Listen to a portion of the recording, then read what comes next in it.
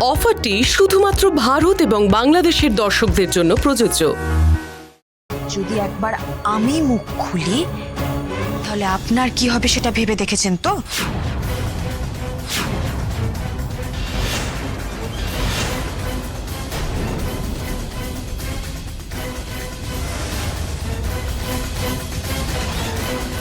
আসুন ম্যাডাম, আসুন। এখন বাইরে যান, আবার যখন স্যার ডাকবে তখন না হয় আসবেন।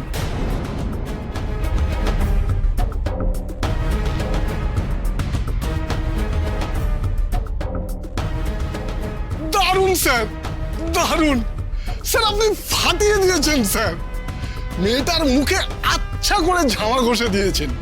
ঠিক করেছেন স্যার, খুব বার বেড়েছিল স্যার।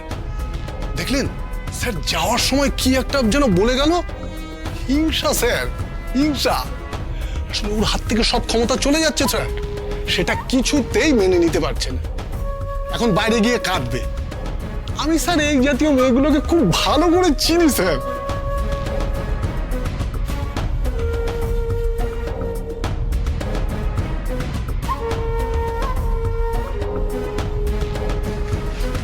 কি ব্যাপার সতু? মনে হচ্ছে তোমার কালেক্টর ম্যাডাম খুব টেনশনে আছে। প্রিয়া ম্যাডাম চুপ করুন। চুপ করব? আমি কেন চুপ করব? সবার সব ব্যাপারে নাক গলানোর যাদের অভ্যেস, তাদের মাঝে মধ্যে এরকম নাক কাটা যায় বই কি, কিন্তু তাও যেন তাদের লজ্জা হবে না। বারবার সেই এক ভুল করতেই থাকবে।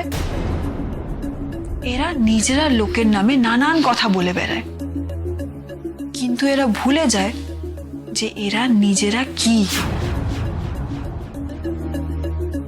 তাই এই যে ডোজটা স্যার দিয়েছে, এই ডোজটা মাঝে মাঝে দেওয়া দরকার।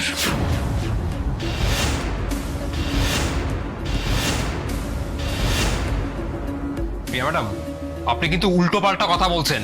কি? আমি উল্টোপাল্টা কথা বলছি? চিল শুধু চিল। তুমি না এক কাজ করো, নিজের জন্য একটা কফি বানাও, আর কফিটা খেতে খেতে ভাবো আমি ঠিক না ভুল। আসলে কি জানো তো, অনেকেরই শখ হয় বামন হয়ে চাঁদে হাত দেওয়ার।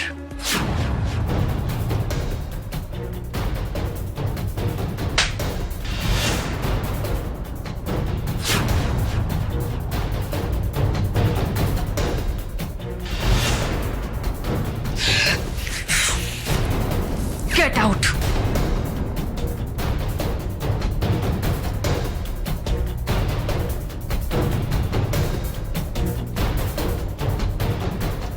আসলে কি জানো তো, অনেকেরই শখ হয় বামন হয়ে চাঁদে হাত দেওয়ার।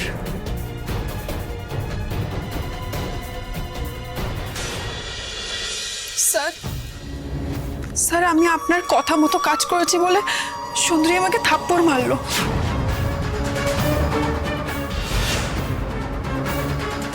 স্যার ওই মেয়েটার এত বড় সাহস, আমাকে বলছে আপনি আমাকে যতই লাবণ্য ম্যাডামের বাড়িতে যেতে বলুন না কেন, কেন আমি সুন্দরীকে কল না করে ওর পারমিশন না নিয়ে লাবণ্য ম্যাডামের কাছে অফিসের ফাইল নিয়ে গেছি। যাক বাবা, এই চটটা হয়তো আমারই খাওয়ার কথা ছিল, সেটা আমি না খেয়ে এই মেয়েটা খেলো। উফ, খুব বাঁচা বেঁচে গেছি। স্যার এই কোম্পানিটা লাবণ্য ম্যাডামের, আমি ওনার স্টাফ, তারপর আমি আপনার স্টাফ। আমি যদি কিছু ভুল করি, সুন্দরী অ্যাজ এ সিনিয়র আমাকে বকাঝকা করতো, আমাকে উল্টোপাল্টা কথা শোনাতো, আমি সেটাও মেনে নিতাম। কিন্তু আমি সেরকম তো কিছু করিনি। আমি আপনার কথা ফলো করেছি, মানে আপনার অর্ডার ফলো করেছি, আমি আমার বসের অর্ডার ফলো করেছি। তারপরে ওর হাতে চড় খেতে হলো। বাবা, এবার স্যার কি করবে কে জানে। স্যার তো সুন্দরীর থেকেও রাগী, আর এখানে স্যারের বলা কাজ করতে গিয়ে প্রিয়া মার খেয়েছে। এই ঘটনাটা তো স্যারের ইগোকে হার্ট করবেই করবে। স্যার আমি আপনার কথা মতন কাজ করতে গিয়ে এইভাবে অপমানিত হলাম। স্যার এবার আপনি বলুন, ওর এগেইনস্টে আপনি কি স্টেপ নেবেন? ও যেটা করেছে খুব অন্যায় করেছে। আমি জানি স্যার আপনারা একটু বেশি প্রায়োরিটি দেন ওকে, কিন্তু আজ ও যেটা করেছে এরপরেও যদি আপনারা ওর এগেনস্টে কোনো স্টেপ না নেন তাহলে কিন্তু আমি খুব কষ্ট পাবো স্যার। তুমি চিন্তা করো না প্রিয়া, আমি অবশ্যই স্টেপ নেব। স্যার কি স্টেপ নেবেন? আমি 2 দিনের জন্য সুন্দরীকে সাসপেন্ড করব।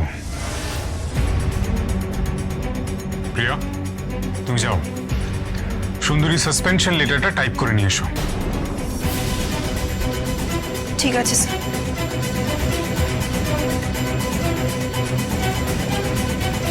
অবশেষে আমার ইচ্ছে পূরণ হলো। আমি তো এরকমই কিছু একটা এক্সপেক্ট করেছিলাম।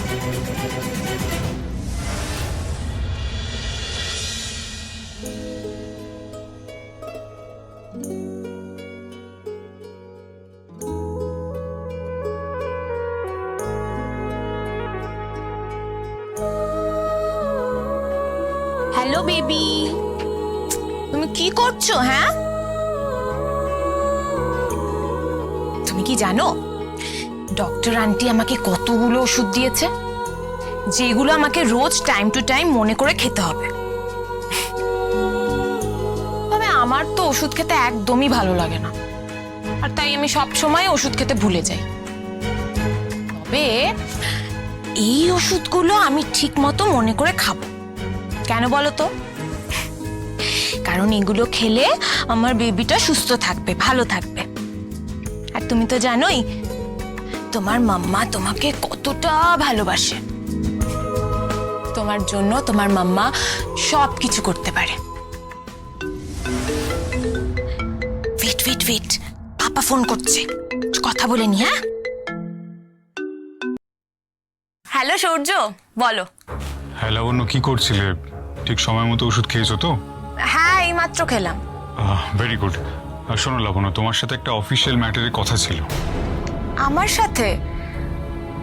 সূর্য, আমি তো তোমাকে বলেছি আমার সাথে কোনো বিষয়ে কথা বলার দরকার নেই।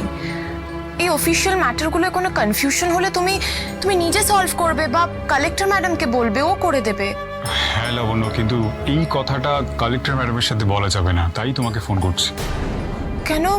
মানে কি এমন কথা যেটা কালেক্টর ম্যাডামকে তুমি বলতে পারবে না? লাবণ্য, কথাটা ওর ব্যাপারেই, তাই। কালেক্টর ম্যাডামের ব্যাপারে? কি কথা সূর্য? প্রিয়ার সঙ্গে কালেক্টর ম্যাডামের সমস্যা আছে। প্রিয়া মেয়েটাই ফ্রড সূর্য, আর ওর সাথে অফিসের সবার সমস্যা আছে। সেটা নয় লাবণ্য, তুমি বলেছিলে না যে অফিসিয়াল ফাইলগুলো আমি দেখলেই হবে।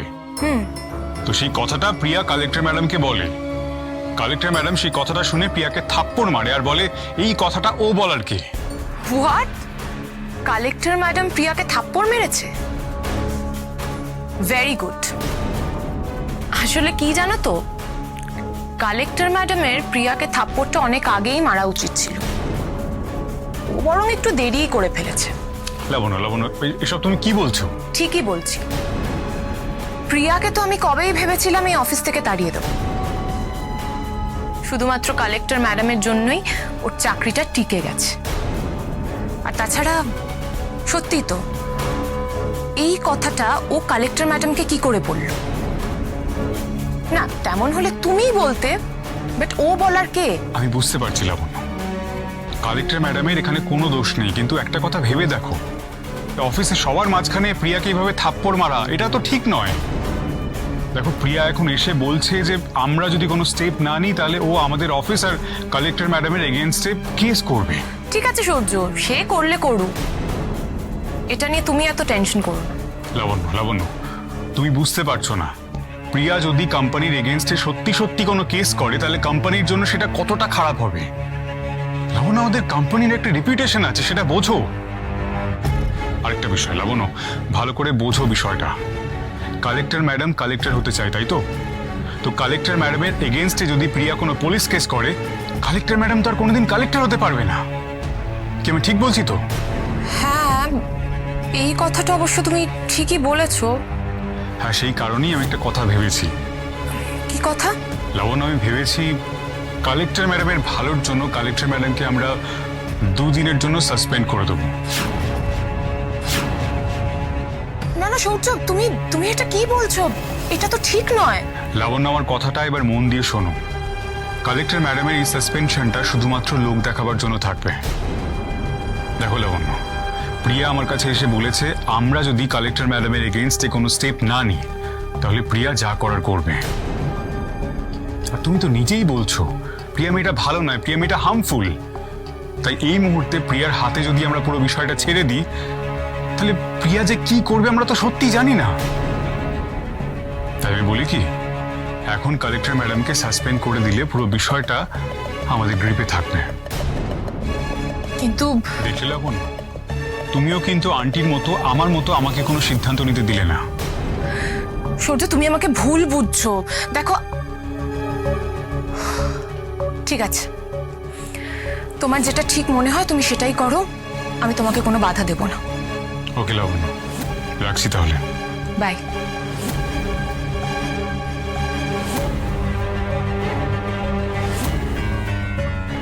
ঠিক আছে, তোমার যেটা ঠিক মনে হয় তুমি সেটাই করো, আমি তোমাকে কোনো বাধা দেব না। সতুদা, লাস্ট মান্থে হাউসকিপিং মেটেরিয়ালসের একটা বিল মিসিং আছে, দেখো না সেটা কোথায়? ওটা মনে হয় প্রিয়া ম্যাডামের কাছে আছে। মাসে তো দুবার মেটেরিয়ালস তুমি কেনো, একটা বিল এখানে আছে আর একটা প্রিয়া ম্যাডামের কাছে কেন? আসলে কালেক্টর ম্যাডাম, মাসের যা কেনাকাটা থাকে তার মেজর পার্টটা আমি মাসের শুরুতেই কিনে রাখি। মাসের শেষের দিকে অল্প কিছু কিনতে হলে তখনই প্রিয়া ম্যাডামের কাছ থেকে পেটি ক্যাশ নিয়ে আমি জিনিসগুলো কিনে নিই। তাই হয়তো বিলটা প্রিয়া ম্যাডামের কাছেই রয়ে গেছে। আচ্ছা ঠিক আছে, আমি তাহলে প্রিয়া ম্যাডামের কাছে যাচ্ছি, গিয়ে বিলটা নিয়ে নিচ্ছি। আরে এই তো প্রিয়া ম্যাডাম। আচ্ছা প্রিয়া ম্যাডাম, আগের মাসের শেষের দিকে আমি যে হাউসকিপিং এর মেটেরিয়ালসগুলো কিনেছিলাম তার বিলটা আপনার কাছে আছে না? কেন? হ্যাঁ, তো ওটা একটু নিয়ে আসুন না, ওটা কালেক্টর ম্যাডাম একটু দেখতে চাইছেন। কালেক্টর ম্যাডাম এখন আর বিল দেখে কি করবেন? উনি এখন এইটা দেখুক। এইটা ওনার সাসপেনশন লেটার।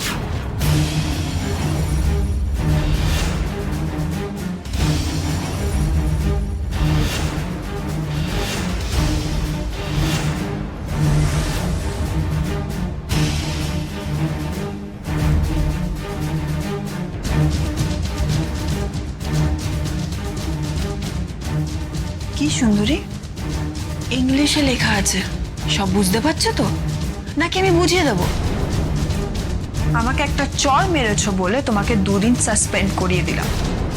এরপর থেকে যদি কখনো তুমি আমাকে চর মারো বা চর মারার কথা ভাবো, তোমাকে এই অফিস থেকে তাড়িয়ে দেব। যাও যাও এবার এখান থেকে। তোমাকে আমার একদম সহ্য হয় না সুন্দরী, দেখলেই আমার কেমন একটা ইরিটেশন হতে থাকে। যাও, ব্যাগপত্র নিয়ে এবার বেরিয়ে যাও এখান থেকে। Get out.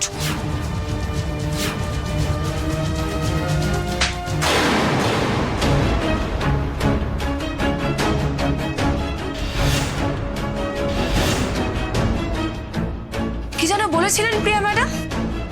এরপর থেকে আপনার গায়ে হাত তোলার কথা ভাবলে আপনি আমাকে অফিস থেকে তাড়িয়ে দেবেন। দেখুন, আমি শুধু আপনাকে চর মারার কথা ভাবিনি, মেরেও দিয়েছি। যান যান, এবার গিয়ে আপনি আমার নামে কমপ্লেন করে আসুন। যান যান। এই মুখ বন্ধ রাখুন। এতক্ষণ ধরে যে ডায়লগগুলো দিচ্ছিলেন যদি পারেন সেটা করে দেখান। বেরিয়ে যান। Get out.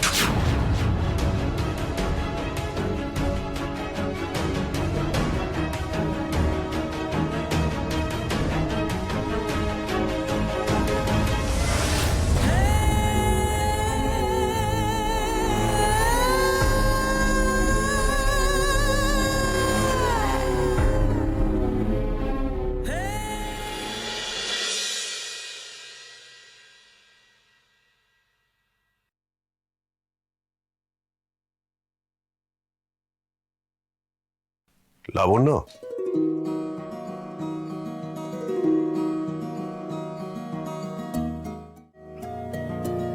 আঙ্কেল, আন্টি, আসুন আসুন, দাঁড়িয়ে আছেন কেন? প্লিজ বসুন।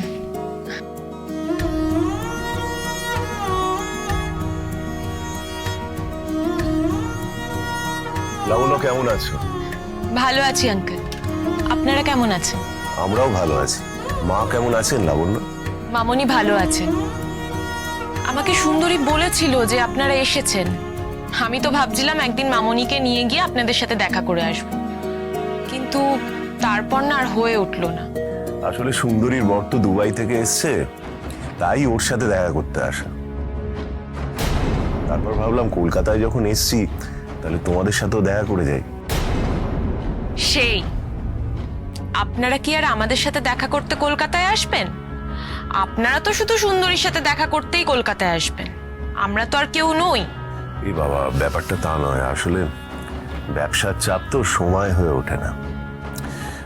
তাছাড়া আমি যে কারণেই কলকাতায় আসি, তোমাদের সাথে দেখা তো করতে এলাম, কি বলো? আচ্ছা, কি খাবেন বলুন? না না, কিচ্ছু খাবো না। আগে বলো মা কোথায়? ও, মামনি আসলে কনকের সাথে এই পাশের পার্কেই হাঁটতে গেছে। উনি এখন হাঁটতে পারেন? বাহ, এ তো খুব ভালো খবর শোনালে তুমি। হ্যাঁ আঙ্কেল, মামনি এখন আগের থেকে অনেকটাই সুস্থ। একা একা হাঁটতে পারে, একা একা খেতে পারে। খুব খুশি হলাম এটা শুনে। কত চিন্তায় ছিলাম বলো তো ওনাকে নিয়ে। খুব ভয় পেয়ে গিয়েছিলাম যে উনি আবার হাঁটতে পারবেন, কবে যে আবার আগের মতো উনি সবকিছু করতে পারবেন। কথাটা বলতে পারছে না, কিন্তু বাকি সবটাই এখন অনেকটাই নর্মাল। চিন্তা করো না লাবণ্য, কথাটাও আস্তে আস্তে বলতে পারবে। আঙ্কেল, মামুনি যে আজ এতটা সুস্থ হয়ে উঠেছেন সেটা কিন্তু শুধুমাত্র আপনার জন্য। আপনি যদি ওই আয়ুর্বেদিক হসপিটালটার খোঁজ না দিতেন, আমরা যদি মামুনিকে ওখানে না নিয়ে যেতাম, ওখানে যদি মামুনির ট্রিটমেন্ট না হতো, তাহলে হয়তো মামুনি এতটা সুস্থ হয়ে উঠতে পারতেন না। ইনফ্যাক্ট আমার খুব আফসোস হয় জানেন, সেদিন যদি আপনার কথা শুনে মামুনিকে ওইখানে রেখে দিতাম, মামুনির ওখানে ট্রিটমেন্টটা চলতো, তাহলে হয়তো এতদিনে মামুনি পুরোপুরি সুস্থ হয়ে উঠতে পারত। আসলে ওই সময়টায় আমার হাজবেন্ডও রাজি ছিলেন না, মামুনিরও শরীরটা খারাপ হলো, সব মিলিয়ে আমিও খুব ভয় পেয়ে গেলাম, তাই আর মামুনিকে ওখানে রাখা হলো না। ঠিক আছে, সবকিছু তো ভগবানের ইচ্ছেতে হয়, আর সবকিছু হবার একটা নির্দিষ্ট সময় আছে। সেই সময়ের আগে তুমি যতই চেষ্টা করো সেটা হবে না। আর তোমার বরের কথা তো তোমায় শুনতেই হতো, তাই সেদিন যা হয়েছে সেটা নিয়ে এত ভেবো না। আন্টি, আপনি এরকম চুপ করে আছেন যে, কি হয়েছে? আপনি কি আমার উপর রাগ করে আছেন? আই এম রিয়েলি সরি, আমি সেদিনকার ব্যবহারের জন্য সত্যি খুব লজ্জিত। না না, ঠিক আছে। ওই পরিস্থিতিতে দাঁড়িয়ে তুমি যা সিদ্ধান্ত নিয়েছিলে, আমি থাকলে হয়তো তাই নিতাম। আমরা সবাই চাই ম্যাডাম সেন খুব তাড়াতাড়ি সুস্থ হয়ে উঠুক। আচ্ছা, সুন্দরী আসে না এখানে? হ্যাঁ, কালেক্টর ম্যাডাম তো আসে। ইনফ্যাক্ট ওর আসার তো সময়ও হয়ে গেল। সুন্দরীর মুখেই তো শুনলাম তুমি মা হতে চলেছ, সেই কারণেই আজকে এখানে আসা। কনগ্রাচুলেশনস লাবণ্য। আচ্ছা, তোমার বর কোথায়? তাকে তো দেখছি না। ও তো অফিসে। সুন্দরী আর সূর্য একই অফিসে কাজ করে। সুন্দরীর আবার এই বাড়িতে প্রতিদিন যাতায়াতও আছে, তারপরও সূর্যকে ও দেখতে পেল না। সূর্য কিভাবে যে এত দিন ধরে সুন্দরীর চোখে আড়ালে রয়ে গেছে কে জানে। আমি তো ভাবতেই পারছি না যে ছেলেটা এরকম ধুরন্ধর। আচ্ছা লাবণ্য, ম্যাডাম সেনের কি আসতে দেরি হবে? না না আঙ্কেল, এই তো এক্ষুনি চলে আসবে।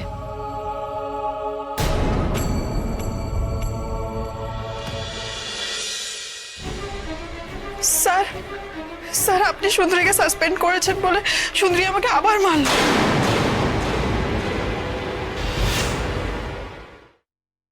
দেখুন স্যার, ভালো করে দেখুন।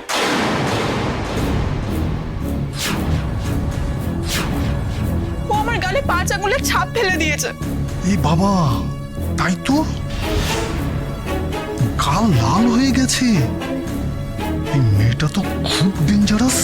স্যার ওকে এইটুকু শাস্তি দিলে হবে না, আপনি ওই সুন্দরীকে এক্ষুনি অফিস থেকে বের করে দিন। হ্যাঁ স্যার, এই কথাটা কিন্তু প্রিয়া ঠিকই বলেছে।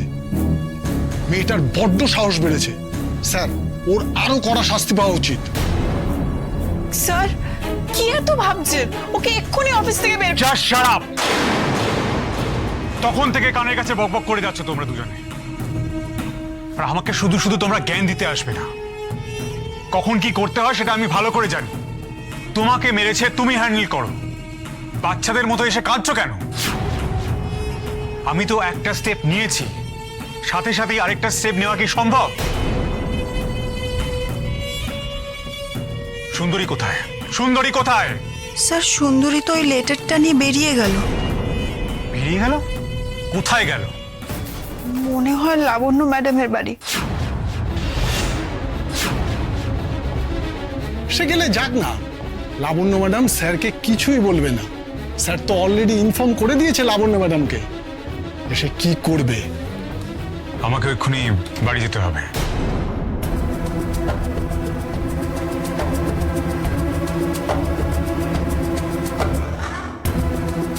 এর আবার কি হলো? হঠাৎ করে ভয় পেয়ে গেল কেন? কি বলো কি, তুমি বাড়ি থেকে লাবণ্যর জন্য কি সব বানিয়ে আনলে সেগুলো দাও? আমি একদম ভুলে গেছি। আর কিছু আমি মনে করালাম, তাহলে এই জিনিসগুলো আবার বাড়িতে ফিরে যেত, তারপর সুন্দরীর হাত দিয়ে এখানে পাঠাতে হতো।